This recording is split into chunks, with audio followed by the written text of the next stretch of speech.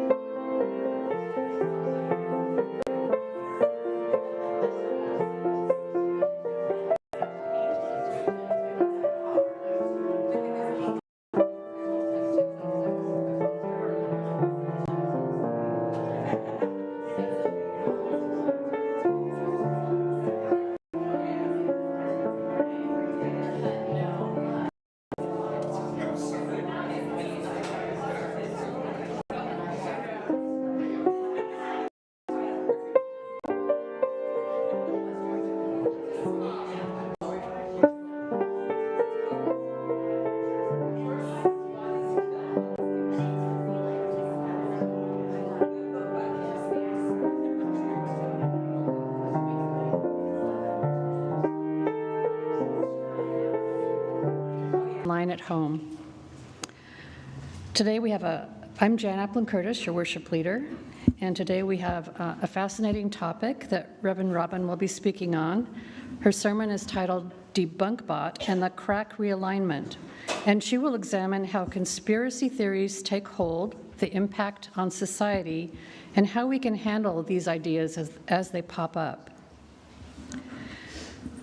Eastrose Fellowship sits on the occupied territory of the Clackamas Chinook people, who were forcibly displaced from this land to the Grand Ronde Reservation in 1855. We acknowledge the sacrifices endured by the ancestors of this land, and that our presence here today is only possible because of the injustices committed against them. We recognize the inherent sovereignty of the Chinook Nation and Confederated Tribes of Grand Ronde, who carry on the traditions, history, and legacy held by their ancestors from time immemorial to this day.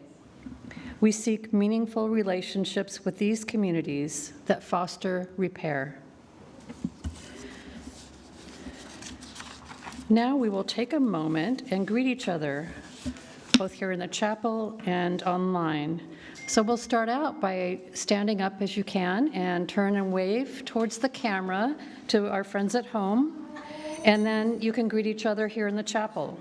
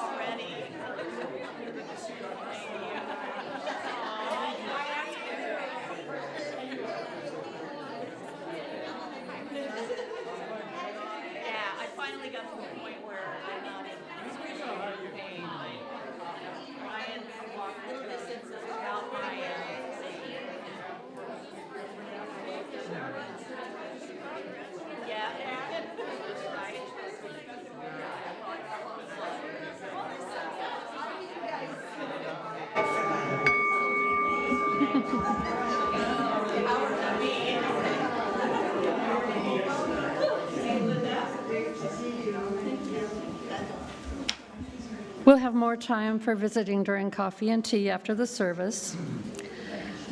For our online guests, if you would like to share a joy or sorrow during that portion of the service, you can do so by entering it into the YouTube chat, and those will be shared aloud with everyone. And I also encourage you to identify yourself in the chat so we may better acknowledge your presence with us today. We now have a responsive call to worship titled Cherish Your Doubts. And you'll be reading the white. Cherish your doubts, for doubt is the attendant of truth. Doubt is the key to the door of knowledge. It is the servant of discovery. A belief which may not be questioned binds us to err, for there is incompleteness and imperfection in every belief. Doubt is the touchstone of truth. It leads away the false. Let no one fear the truth, that doubt may consume it, for doubt is a testing of belief. The truth stands boldly and unafraid. It is not shaken by the testing. For truth, if it be truth, arises from being stronger, more secure. Those that will silence doubt are filled with fear. Their houses are built on shifting sands. But those who fear not doubt and know its use are founded on rock. They shall walk in the light of growing knowledge. The work of their hands shall endure. Therefore, let us not fear doubt, but let us rejoice in its help. It is to be the wise as a staff to the blind. Doubt is the attendant of truth.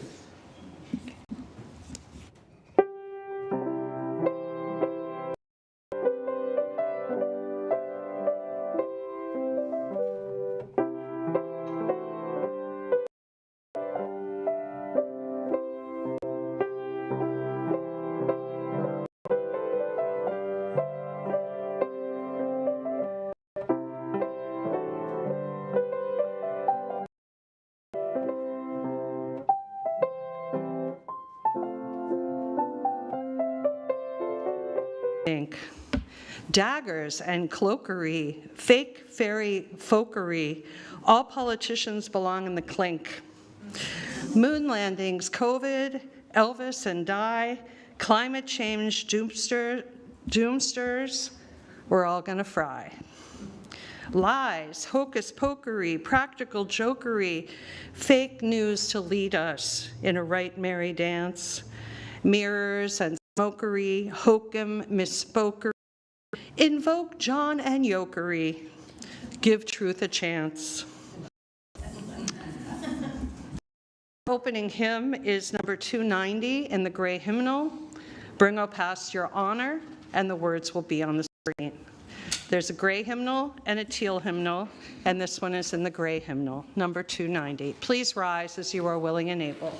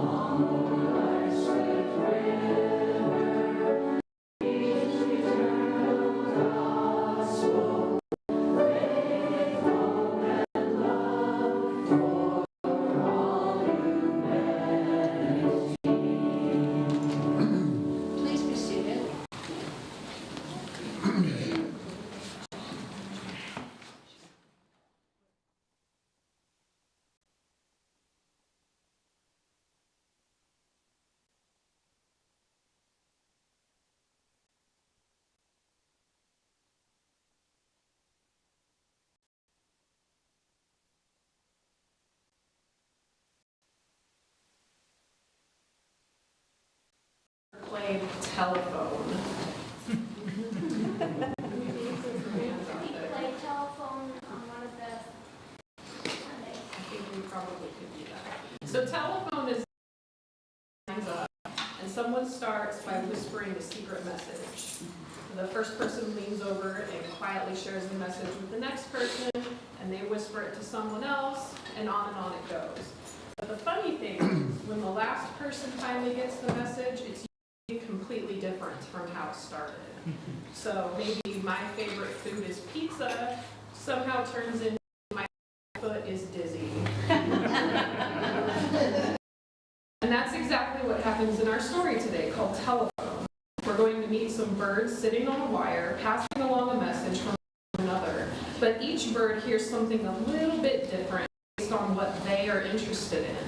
One bird might be daydreaming about playing baseball, while another one can't stop thinking about their monster truck. So their message changes and changes, news until, you'll see. Just like when we play telephone, things get pretty interesting. Okay,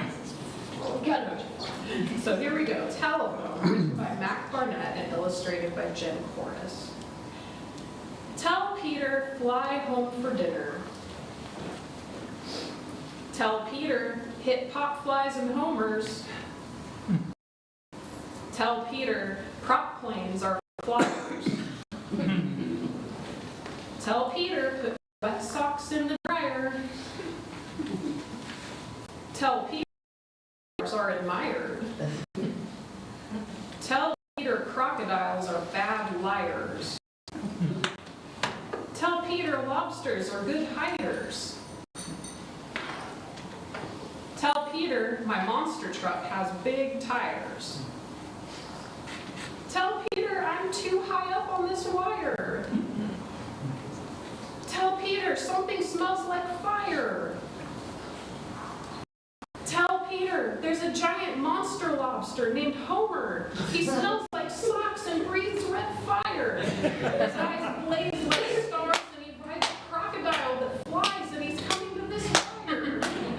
Tell Peter to fly far, far away. He's too young to be somebody's dinner.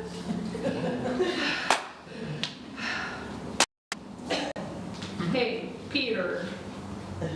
Your mom says fly home for dinner. Isn't it amazing how messages can change when we travel from person to person, whether we're playing telephone or sharing stories on the playground? Little details often shift and transform, just like they did with the birds on the wire.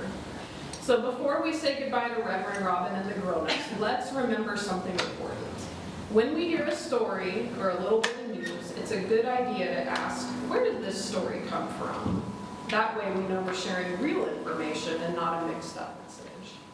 So now you guys wait here with me for a minute. We'll have the adults along the center aisle form a bridge and sing the children out. This is a time in our service when we come into a quiet place together. A little pocket of quiet in a service with a lot of words. So I invite you to put your feet on the floor and uncross your arms and close your eyes. Sit back, drop your shoulders, have one big exhale.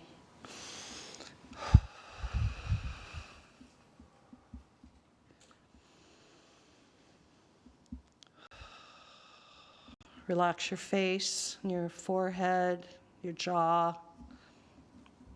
and then begin some intentional breathing. 4 beats in slowly through your nose, 5 or 6 beats out slowly through your mouth in a kind of rhythm, slow, intentional, seeing if you can create peacefulness and spaciousness from the crown of your head down to the soles of your feet that are grounded to the earth. Drop your body, your shoulders, your torso. See how much spaciousness you can create, and we'll just breathe.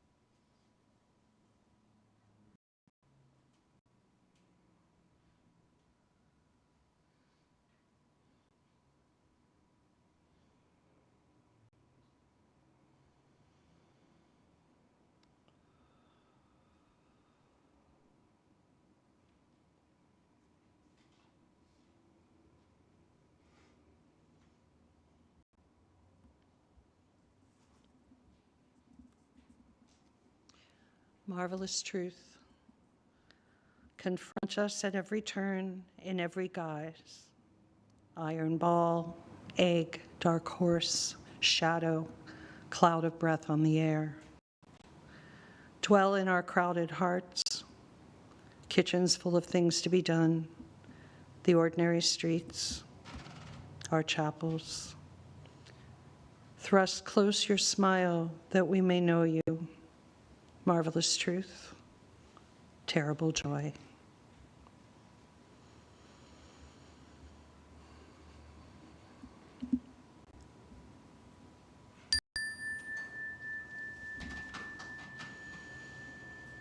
Slowly come out of your breathing. Do a few more rounds, 4 beats in through your nose, 5 or 6 beats out through your mouth. And then a big exhale and come back into this space, feeling more spacious, more peaceful. We'll remain seated for our quiet song. It's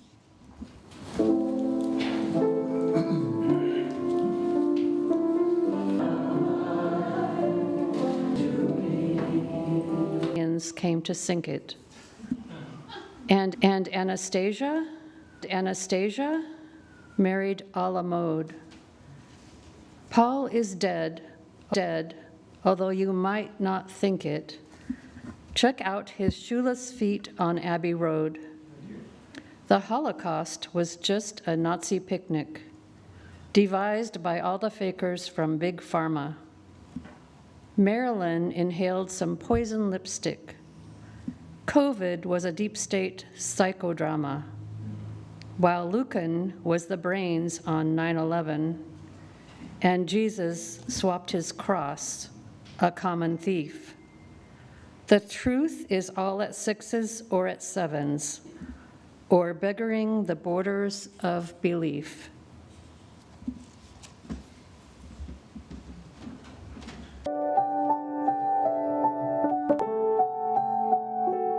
The psychology and allure of conspiracy theories, the scholar Elizabeth Preston defines them as explanatory beliefs about a group of that collude in secret to reach malevolent goals. These theories are everywhere now, from Congress to TikTok to presidential campaigns to our Thanksgiving tables, I'm sorry to say.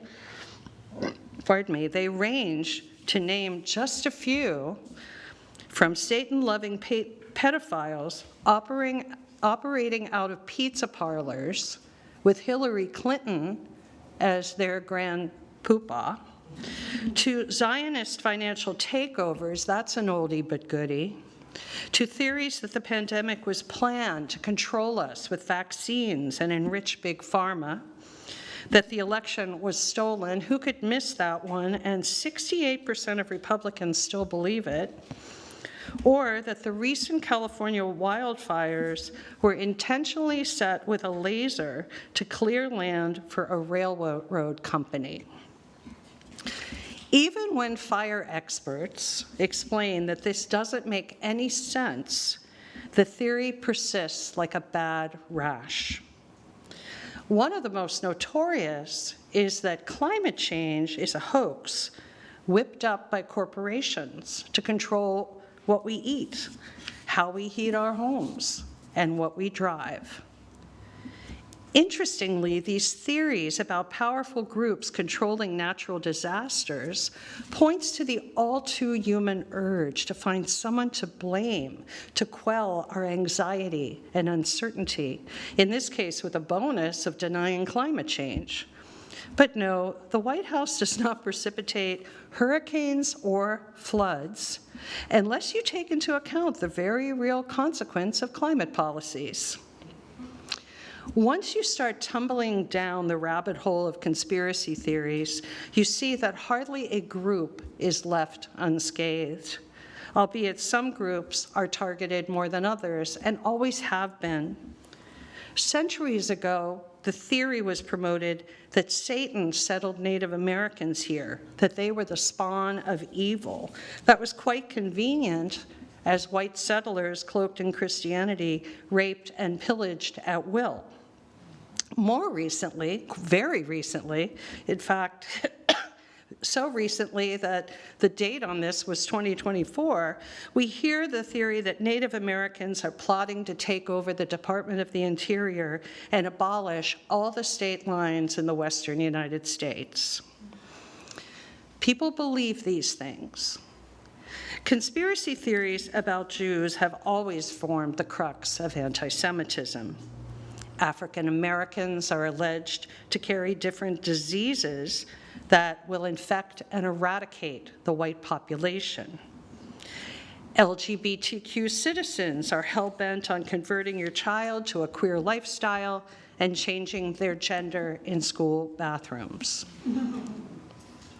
Haitians are eating our pets, we've all heard that one, and Tucker Carlson's most disgusting favorite, the replacement theory. The reason we're okay with immigrants is because we're hell-bent on replacing white people. Now, these tendencies, they're not new. Remember the Salem witch trials, the Illuminati, and the Red Scare of the 1950s, and alarmist theories about previous plagues.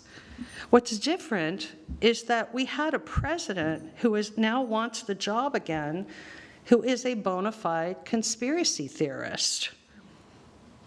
Albeit typically, it is actually people who are out of power and feel the most powerless who are most susceptible to conspiracy theories. And that population has grown so rapidly that QAnon and its ilk have moved into the mainstream. Some say 50% of the US population. Egads. This has come to be known as the crank realignment. RFK Jr., the anti-vax champion, could be their poster boy, because who would have thunk it that a Kennedy was going to spout the things that he spouts, and Trump is poised to appoint him as a health czar. Chills. Consider the diverse crowd that stormed the Capitol on January 6th.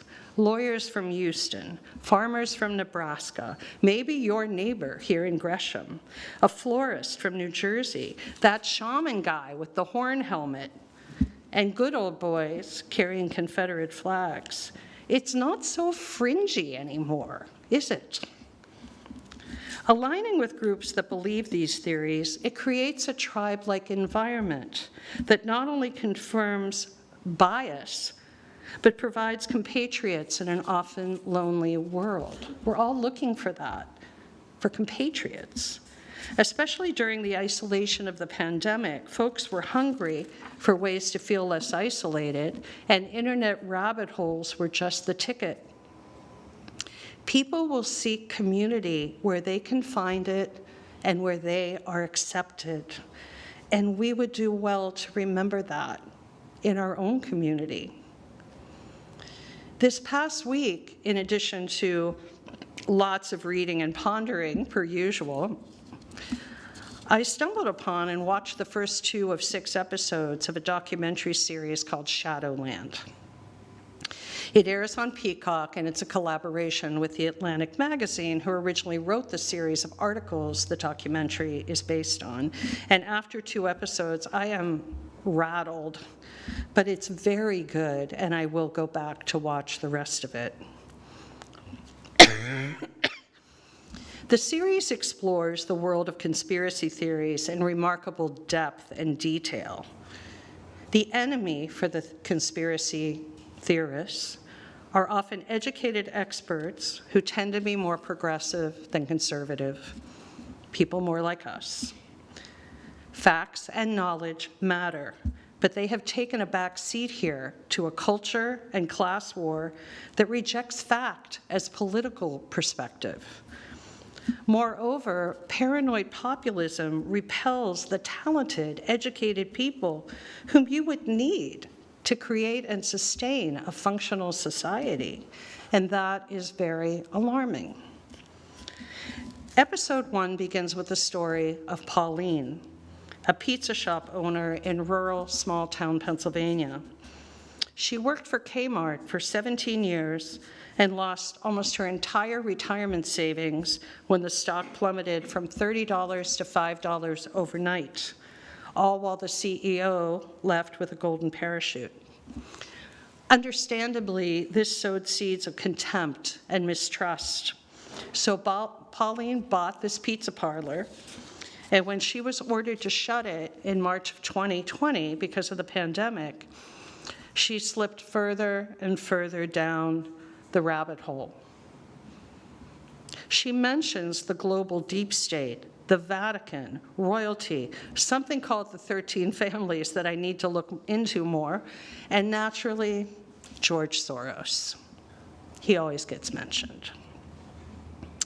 Pauline believes that COVID-19, or the Rona, as she and many of the people in this documentary call it, was planned by the government, actually planned by them as a Trojan horse to control us. She was a full-on acolyte of the Stop the Steal movement and showed up on January 6 in Washington with some of her buddies. She's recorded on camera shouting, "Bring that bitch," meaning Nancy Pelosi, "out here and hang her." There was an actual news setup there, if you recall. Pauline claims to this day that she would die for her country, that she is a patriot, but she's not too keen on the consequence of going to jail. In fact, she is scared stiff. And this has been a recurring theme with the insurrectionists. Pauline's friend, Bobby, coaches her to go to her hearing in D.C. and declare herself a sovereign citizen who is not under the jurisdiction of U.S. courts or government laws. And this is a growing trend in our country, too. This doesn't go well, and she's taken into custody. Bobby, who's on the other end of the phone, he absolutely blows up in a rage and sees this outcome as evidence for his conspiracy theories, rather than evidence that the law still matters and that you don't go to court and challenge the judge that way. In the end, Pauline does write a letter to the judge because she doesn't want to go to jail for 10 to 15 years, and she takes responsibility for her actions.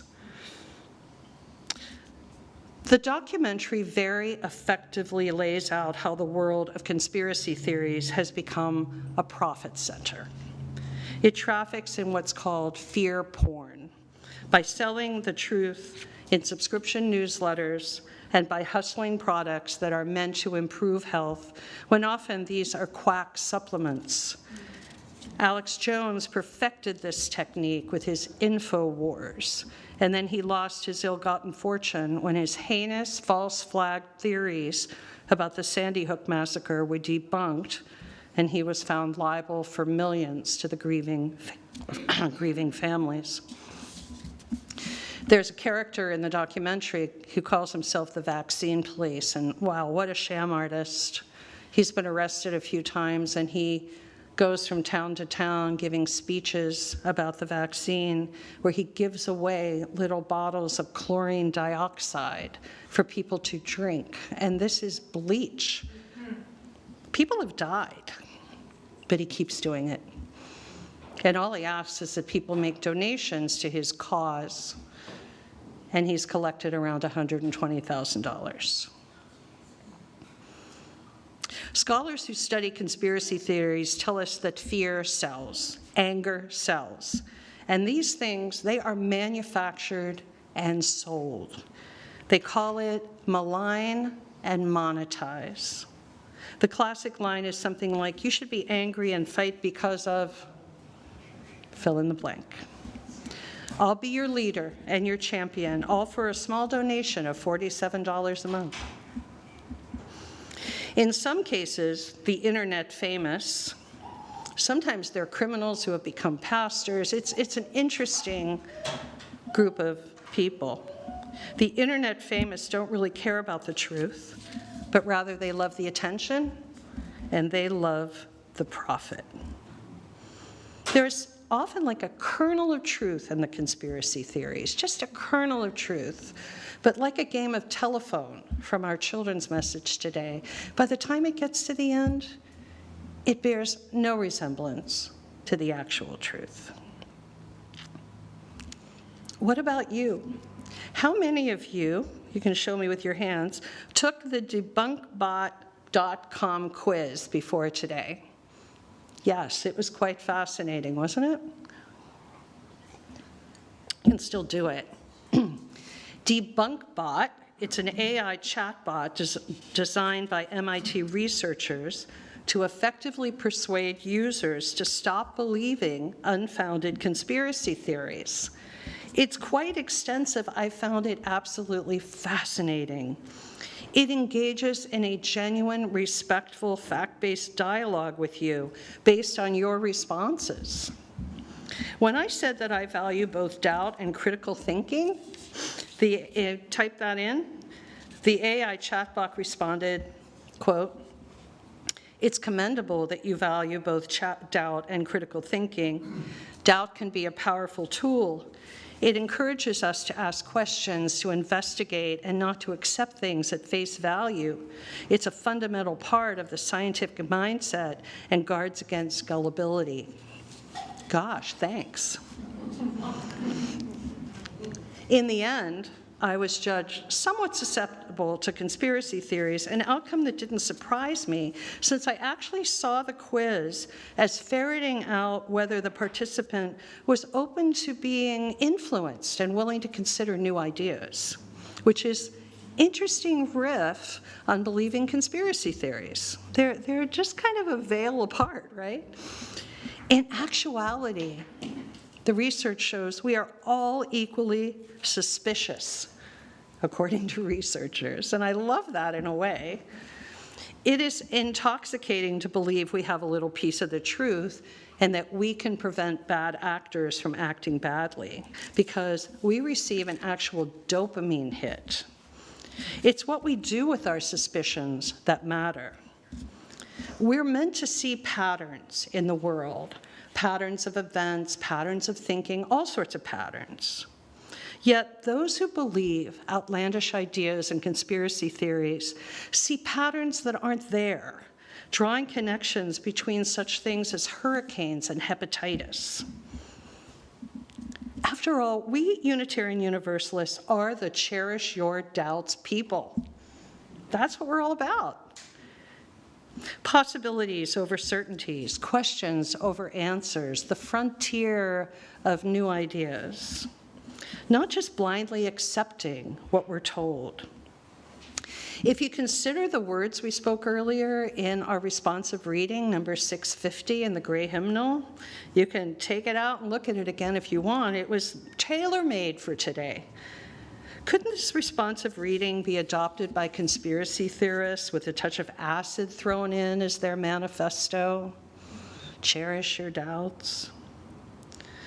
One of the most important hallmarks of Unitarian Universalism is our fourth principle, the free and responsible search for truth and meaning. In a way, it's the one that's most different, the one that really characterizes us as a free thought, humanist tradition. Because the other ones, they're wonderful, but you do find them in other traditions. The free and responsible search for truth and meaning.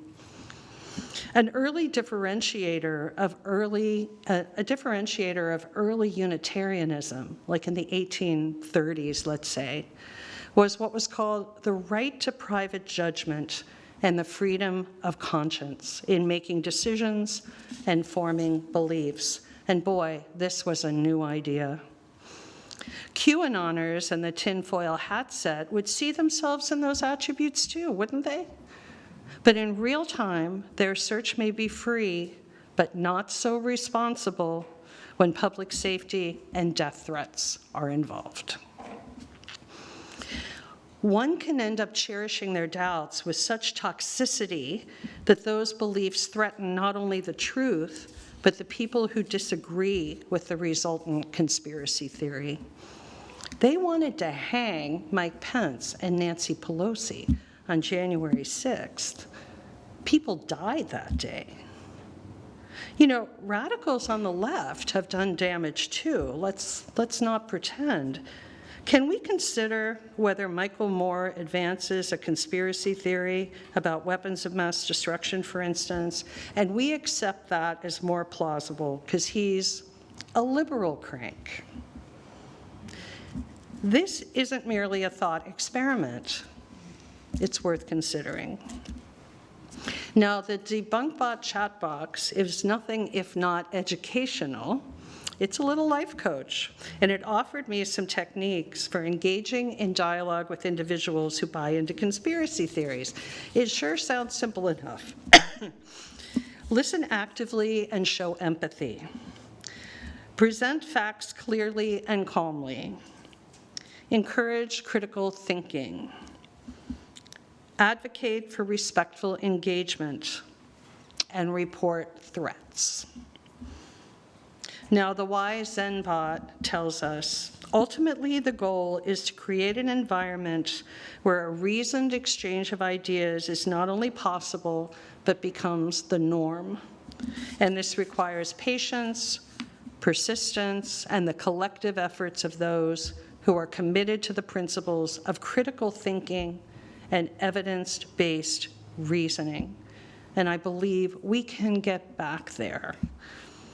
By leading through example and supporting initiatives that promote these values, we can contribute to a culture that discourages violent rhetoric and embraces rational thought. We might be tempted to claim that we are in a liberal, progressive, we know better bubble, and that none of this affects us, but it does. The outcome of the election on Tuesday might just underscore that point quite boldly. Either way, the polarization is so deep now that it poses a genuine threat to national security and the social order.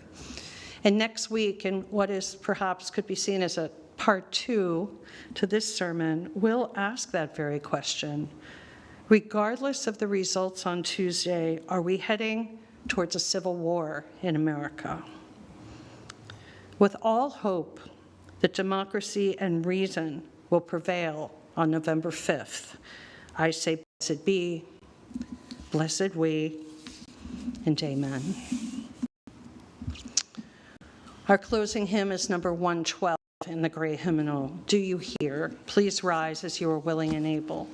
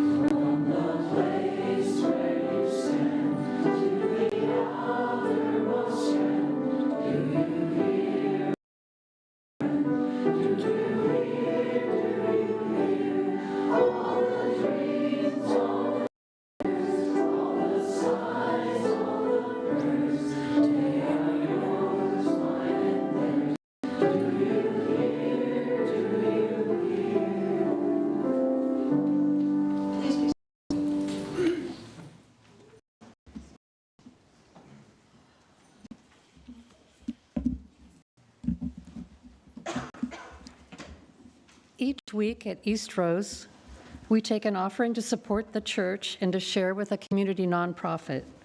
This quarter, half of our offering will go to NAYA, which stands for Native American Youth and Families, which serves Native Americans, infant to elder, from across the Portland metro area.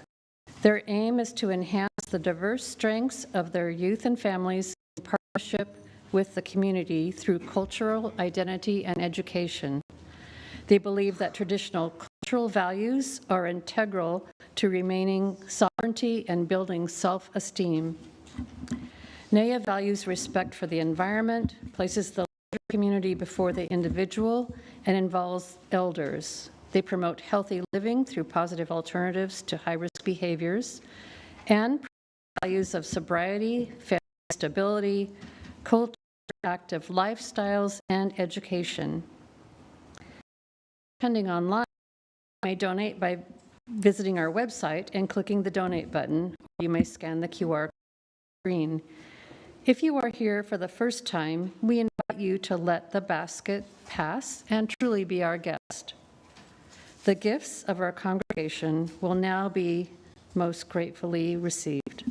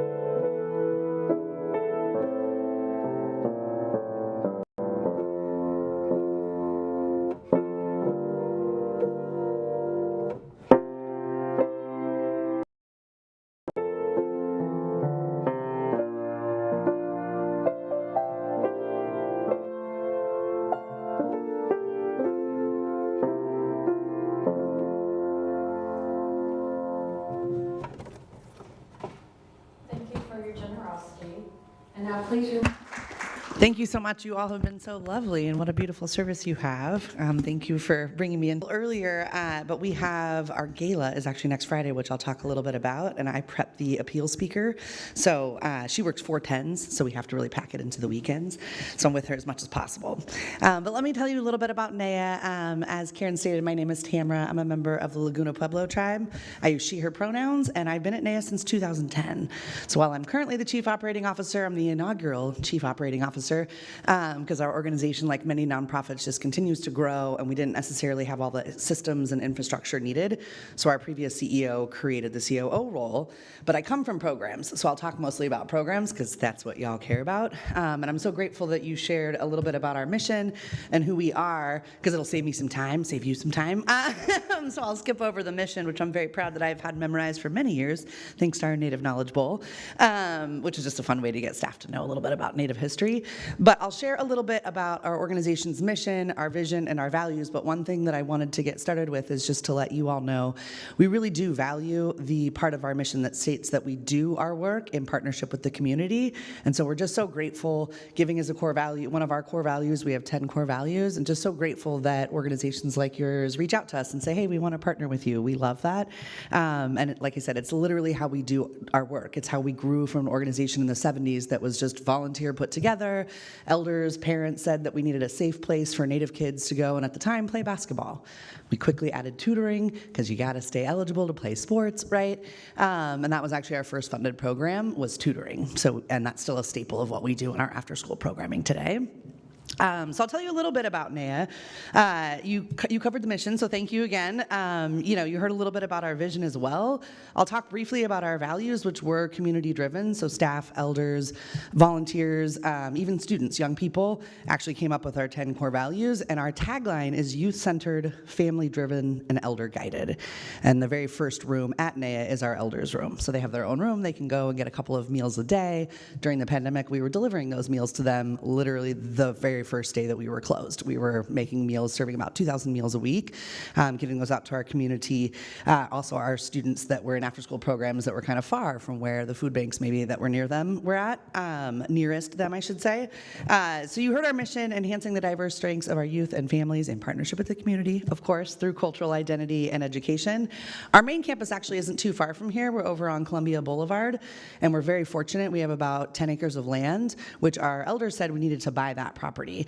And we did, which meant a lot of our grants were mostly grant funded. A lot of our grants wouldn't cover all of the costs of that, and so a lot of our unrestricted, basically our fundraising from our gala would just go straight to the lights, the mortgage interest, things that some of our funders wouldn't pay for. So that's always a challenge for an organization like ours because we are grant funded, but because trust is so important in the Native community, especially given our history with this country, that we can't really build things and then stop them. It doesn't really work for our community.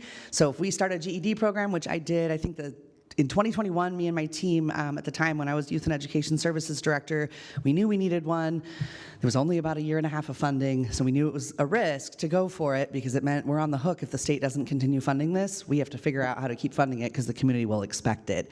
And I'm proud to say that this last year we graduated more GED graduates in a combined ceremony with our Many Nations Academy High School than we had high school diploma recipients. We're trying to destigmatize the GED. It pretty much means the exact same thing. Not the case for some generations, but we're trying to make sure that people know now, if you get your GED, you can still go to college, the path is still there, and we're really proud to see we actually had to drive all the way to Seattle to 8th generation to get extra blankets to honor our graduates because kids got so excited that we were having a ceremony, GED students, that they could actually walk in something, that they finished their tests way faster than they thought they could.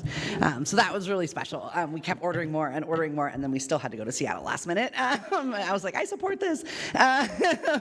So that work comes out of our College and Career Center, the GED program. So we have everything from even prenatal to elder services. We have a community health work team. That's where some of that prenatal comes in, a WIC clinic. But we do have early learning programming. We have early Head Start. We have culturally specific play groups called Chisun and Tennessee. Just so much that I can't even mention, but I'll try a few. Two-Spirit programming. Our students actually created the Two-Spirit Safe Space Alliance. Two-Spirit is a term that refers to the LGBTQ community in our traditional ways. And so we're actually working right now to train our staff on why pronouns are important to young people, why we expect people to use them. We don't want to make assumptions, all of those things, but I am very proud that our students created that in about 2016, 2014 maybe, and then our board followed a few years later because things like queer prom became so popular. Literally, like Warm Springs buses kids in now for it because they don't have access to something like that in their tribal homelands. So they come here for ours. It started at like 11 kids, and now it's over 300 students and at the Portland Art Museum. But it's very expensive and very hard for us to fund that. Grantors don't necessarily want to pay for prom. So that has been a challenge. One thing I want to mention, so we have a food sovereignty program because we do have that land. We have grown a very large garden that we're fortunate to have PSEF funding for, but our garden is just as much fueled by the funding as it is by the volunteers that come every Saturday. Folks are able to come one other weekday. And then we have large events like on Thanksgiving, which works for our community very well. So on Thanksgiving and that weekend, folks come in and do very large projects on our garden. Just kind of mentioning some things, knowing you're potentially interested in partnering, what some of those things could look like. In that Youth and Education Services program, kind of the founding and largest part of the organization, we have seasonal camps. We have after-school programming I already mentioned. We have recreation and cultural arts. We have a youth housing program and many, many other things. We have about 10 youth advocates that just case manage young people and their families, keeping our relational worldview our relational worldview model in mind, which is keeping the holistic person in mind. You can't just focus on school. You have to focus on food and the body and the context. Do they have their spiritual connections? All of those things. So that's how we deliver all of our services. And we created that model actually at NAYA in partnership with the National Indian Child Welfare Association so that we could get funded from the state, because they said that our model didn't meet the standards. So we had to prove it, which we did. We also have a scholarship program. That's another really great way to fund things, and I'm going to use that to segue into, we're celebrating our 50th anniversary this year. Very exciting. We were founded way back in the 70s. Thank you. We didn't become a nonprofit actually until the 90s. We just kind of scrapped it together, pretty grassroots. But now we are very formal. And we're celebrating at our gala this next Friday. And I have the honor, like I said, of working with our appeal speaker, who is usually a college student, but this year we went with, I'm guessing she's about 29, 30, which really dated one of my colleagues. He was like, what? I was like, yeah, they grow up. She has a son that's 7 years old that will become a NAYA kid soon. And her mom actually received services, but she came to our high school, our Many Nations Academy, as kind of a super junior. She was a high school dropout. She had a 1.1 GPA, and throughout her path to college, she graduated from our high school as a super senior. She even jokes, a super senior.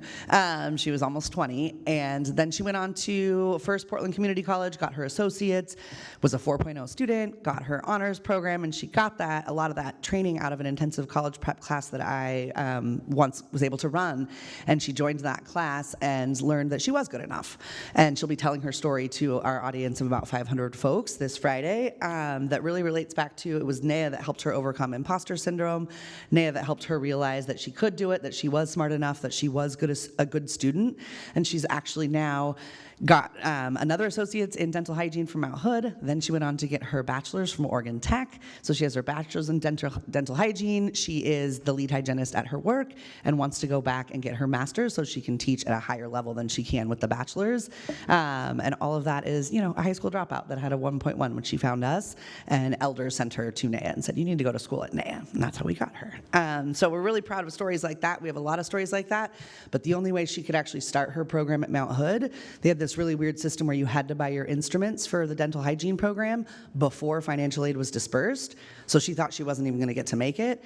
And she put, as she called it in her speech, an SOS on Facebook. And I saw it, and I called her, and I said, hey, I think we have an idea. Come on in. Come to the College and Career Center, and we'll figure it out. And we were able to use the scholarship that she had applied for that is through NAYA's program, because we don't have a lot of rules, right? Because we're trying to eliminate barriers, not create them. And so we were like, well, we can just pay the instruments instead of paying for your tuition. You'll just have to, take the rest out of financial aid, which she was great with. She'd called her tribe. She felt like no one could help. And then we found a solution. So she was able to go to school. So that's a little bit. I'll give you just a couple other high points and then get on to because I know I'm in the way of the potluck. So one of the other things we're really proud of is we have an affordable housing portfolio right now. A lot of it is in the Coley neighborhood, but we have a few others in Southeast Portland and then one in Northeast Portland. But those are pretty unique. We partnered with the Siletz tribe. Given their sovereign status as their own tribe, we can actually offer native preference off reservation, which is the first one on the West Coast. So we have several residents living there, some of our high school students. In fact, last year's gala speaker, his mom lives there and he lived there when he was in high school, but he's now at Arizona State. So we're really proud of that. But that's one thing that I thought I would mention. We've actually recently opened a shelter. That could be an opportunity to partner. Again, grant funded, but it is a challenge sometimes to fund the little things, right? The razors and some of those things. So we have an Amazon campaign usually going on around that. And that's out in Clackamas County. We have energy and rental assistance. We have a family housing program designed to eliminate homelessness in the Native community. We have homeownership programs in our community development department, small business programs. We have match savings programs. We have an elder repair program. We have civic and community engagement. You can tell I could go on for a very long time, but I won't. We're venturing into so much, and all of what we do is because our community asked for it, because there was a need, there was a vision, and there was somebody willing to do the work, right? And it's hard work. We do really tough work. We have to take care of our staff really well because we can't always pay the best wages with the way our contracts work, which is always a challenge. So things like Tistalal Village, which we just redeveloped, moved all of our residents into new homes, paid for them. Some people actually bought homes when they moved out of there. We renovated the whole thing because we had purchased this building way back in the day. And we just had a fire there right before we were about to open. So that's a real bummer. So there's always some sort of need that any support your wonderful congregation offers will help us. Our CEO was just telling me on Friday that it may cost us about $1 million with that whole, even with insurance, basically in lost revenue, because that's how affordable housing works, because we can't put people in smoky buildings. I mentioned the scholarship program and the emergency fund, which helped Raven, our gala speaker, go to college many years ago, get into that dental hygiene program. And I mentioned a little bit about our restricted projects, or restricted grants. So the last thing I'll say is just a little bit about our potential projects that if you all want to think about different things, I'll mention our clothing closet. That's always a challenge to keep people clothed and, hip clothes, not old school things that no one wants, unless they've come back into fashion. The kids love that. Can you tell that I have a college and career background? I just keep mentioning the scholarship program. And then one that can be really fun for some groups like yours is our holiday gifting. We always struggle with the teens, especially. We get a lot of cool toys and things like that. We're part of the KGW gift drive, which comes really late this year. But we do a lot of gifting for our community, and so that can be a fun way. Sometimes people have done like a hat drive or jacket drives for either the gifting or the clothing closet. So those are just a few ideas that I can offer. And as Karen stated, I'll be hanging out at the potluck for a little while before I have to go back to speech practice. And I'm happy to answer any questions. I have some materials, I have my cards, things like that. So just thank you so much for your time and for the wonderful work that you all do. You all are a really great congregation.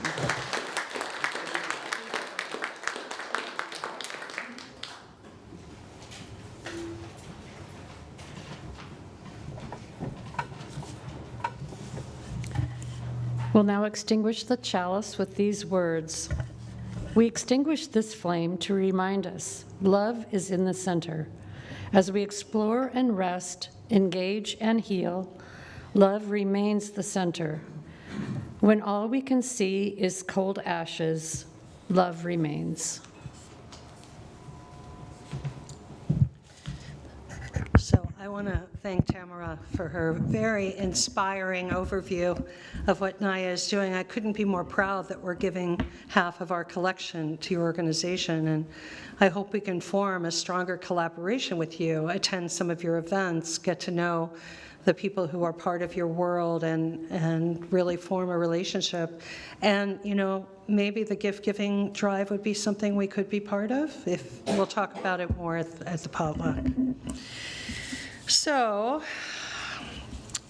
my benediction today is called Democracy's Benediction by my colleague Lucas Hergert. And he says, "We are democracy, unruly, unfinished, unrelenting, people of rebellious joy taking to the streets, underground resilience, resisting complacency, the pleasure of activism organizing into simple hope. We are democracy, people of principles taking on principalities, witnessing the worth of those who have been called unworthy, justice just now gaining ground, integrity of interdependent existence extending, living democracy in hands, hearts, and heads. We know that democracy can die, ossify, brittle byproducts of bygone idealists, plotting politicians pirating votes, corporations cannibalizing our care for the world. It can wither, distend, come to an end. Democracy, today, Tuesday, we will love you alive, make you ours, make you thrive, and vote as though our hope is on the line. So may it be, blessed we, and amen.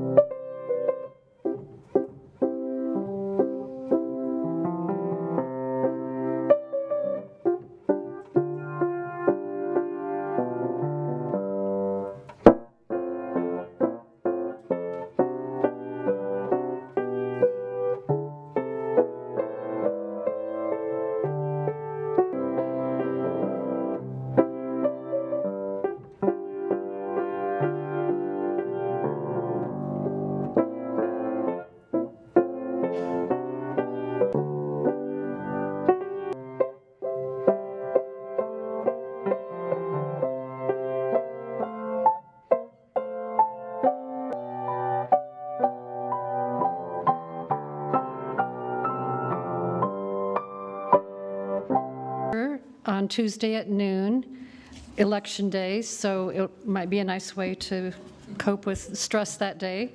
And don't forget to vote if you have not already voted.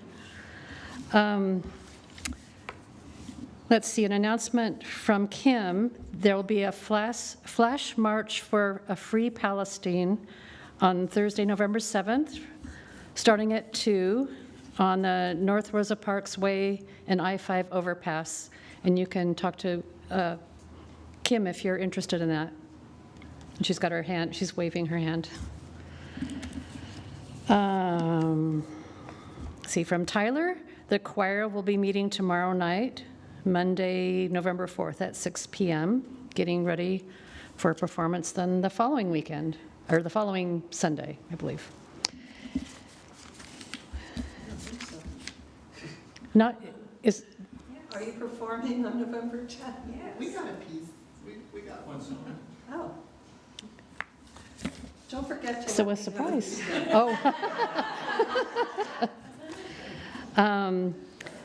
Eric has more free apples and apple chips available today. Wow, Eric's apples are wonderful. Thank you, Eric. There's a snowcap work party Friday from 3 to 5. Come and help for a good cause. See Keene if you want more information. And also from Keene, thank you to our Saturday work party, Tim, Rolf, Jurgen, Linda, Charity, Larry, and Keene. There was much done and much more to do. And please join us next week.